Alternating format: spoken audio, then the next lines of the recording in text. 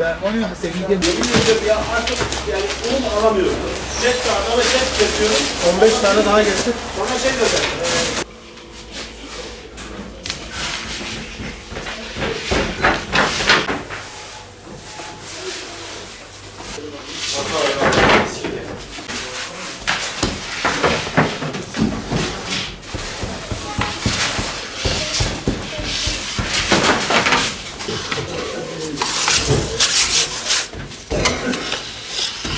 ...20 yıllık fırıncıyım. Ya ilk defa böyle bir şey yaşıyoruz. İnancın olsun 10 çuval 210 bin lirada alıyordu, başvurduk. Bir sonuç alamadık. Şimdi 270 bin lirada fabrikada. Onda adama diyoruz ki bize 10 gönder diyor, çek diyoruz, çek kabul etmiyor. Nakit diyor. Nakit yok.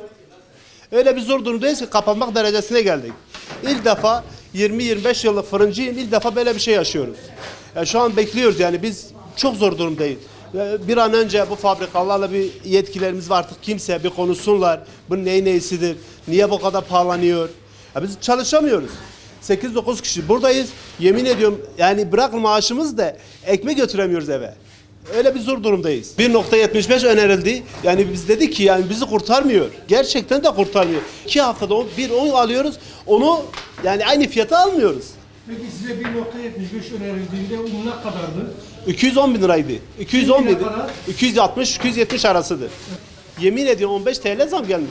Durum yapmış 10 sahibi, istiyorsa size gösterebilirim. Şu anda fabrikada 275 lira.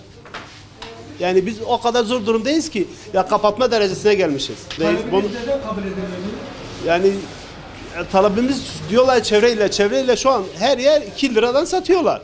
Bir araştırsınlar, yani bir baksınlar, böyle bir şey yoksa biz de kapatalım, yani çekip evimize gidelim.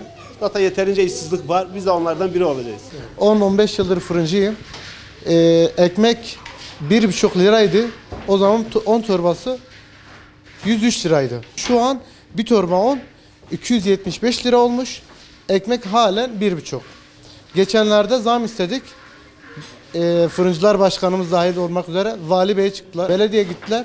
Zam talebinden bulunduk. Verdiler. 1,75.